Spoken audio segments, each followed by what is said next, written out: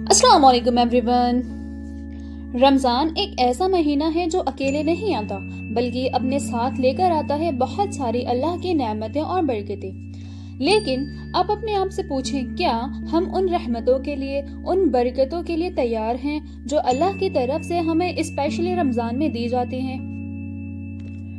हर साल रमज़ान आता है और हर साल हम कहते हैं कि इस बार के रमज़ान बेस्ट होंगे, लेकिन सच ये है कि रमज़ान में सब कुछ वैसा का वैसा रहता है और बहुत कम ही लोग होते हैं जो अपने आप को एक्चुअल में बदल पाते हैं। हम सोचते तो हैं कि रमज़ान में हम चेंज होंगे, लेकिन अपने आप को चेंज करने की हम कोशिश बिल्कुल भी नहीं करते और ना ही अपने रमज़ान को बेहतर बनाने की कोशिश करते हैं। आज के इस वीडियो में हम बात करेंगे रमज़ान से पहले अपने दिल को, सोच को और अपने रूटीन को किस तरह से चेंज करें और अपने आप को किस तरह से रमज़ान के लिए तैयार करें।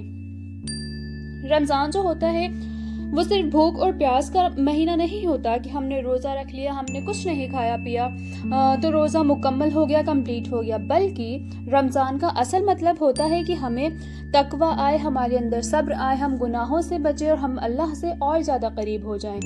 रमज़ान इन सब चीज़ों के लिए हमारे पास आता है। तो हम इस चीज़ को 7 स्टेप्स में समझेंगे कि हम किस तरह से अपने इस रमज़ान को अपने लाइफ के बेस्ट रमज़ान में से एक बना सकते हैं। सबसे पहला स्टेप ये समझना है कि आखिर रमज़ान आते क्यों हैं। तो अल्लाह सुब्हानहू व तआला कुरान में फरमाते हैं, या अय्युहल्लज़ीना आमनू कुतिबा अलैकुमुस्सियाम कमा कुतिबा अलल्लज़ीना मिन क़ब्लिकुम लअल्लकुम तत्तकून।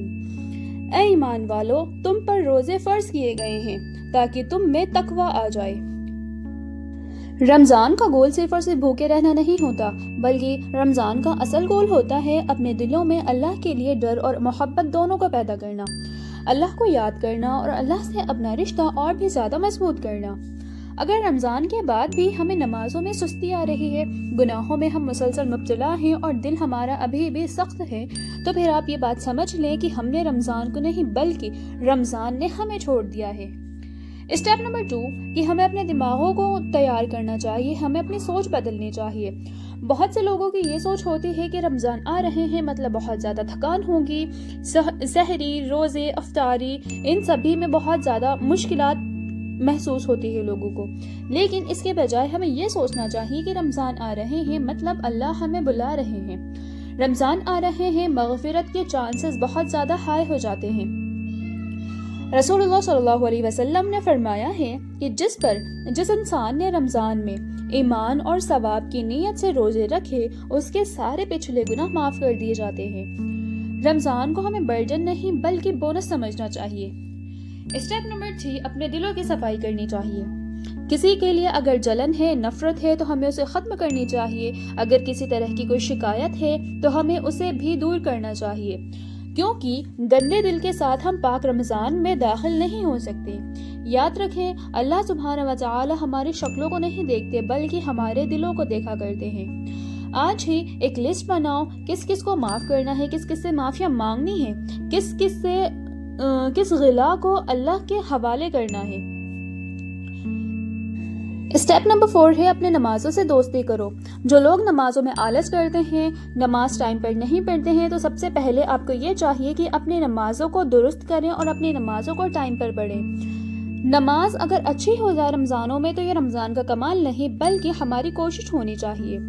फजर मुश्किल लगती है या फिर नमाज लेट हो जाती है तो सबसे पहले ये कोशिश करें कि 5 वक्ती नमाज को आप टाइम पर पढ़ें। मोबाइल से पहले मुसल्ले को हाथ में लें। अल्लाह से कहें कि या अल्लाह मुझे अपनी इबादत का मज़ा चखा दे। स्टेप नंबर 5 है कुरान से अपना रिश्ता मजबूत करना। अल्लाह सुब्हानहू व तआला फरमाते हैं, शहरु रमज़ान अल्लज़ी उनज़िला फ़ीहिल कुरान। रमज़ान वो महीना है जिसमें कुरान नाजिल हुआ था। जो लोग कुरान नहीं पढ़ते उनके लिए बहुत मुश्किल हो जाता है रमज़ान में कुरान को कंटिन्यू पढ़ना। तो फिर आज से ही शुरू करें कुरान को पढ़ना, चाहे थोड़ा थोड़ा पढ़ें लेकिन स्टार्ट करें। स्टेप नंबर 6 है रोजे का असल मतलब समझना।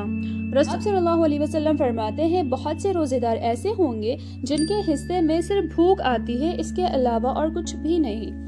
रोजे का असल मतलब होता है अपनी जुबान को झूठ बोलने से रोकना, آنکھوں کو گناہوں سے روکنا اور اپنے دل کو غلط خیالوں سے روکنا، ورنہ روزہ سے بھوک بن کر رہ جاتا ہے اور اس کی برکتیں ختم ہو جاتی ہے۔ اسٹیپ نمبر 7 ہے چھوٹی چھوٹی عادتیں اپنے بنانا۔